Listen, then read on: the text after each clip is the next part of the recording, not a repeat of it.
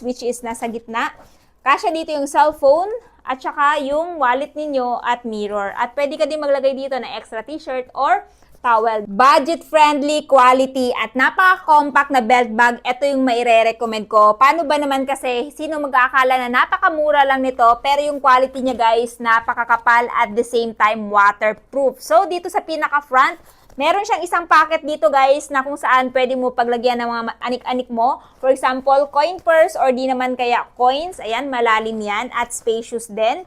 Tapos yung nagustuhan ko din dito guys, naka-embroid na din to. And then sa ikalawang packet naman guys, pwede ka din maglagay dito ng mga anik-anik mo. For example, key or wallet or di naman kaya tissue kasi spacious din siya. So depende na lang sa inyo kung ano yung gusto niyo ilagay dito. And then dito naman sa pinaka-main packet guys, which is nasa gitna, kasya dito yung cellphone at saka yung wallet ninyo at mirror. At pwede ka din maglagay dito ng extra t-shirt or towel dahil nga napaka-spacious ng belt bag na to. So, highly recommend to dun sa mga mahihilig mag-rides or sa mga negosyante din. So, pinakalikod, meron siyang secret pocket dito na pwede mo din paglagyan ng ayan, wallet or cellphone mo na hindi madali madukot. So, tingnan nyo naman guys, yung texture ng tela niya. Ayan, waterproof na waterproof talaga.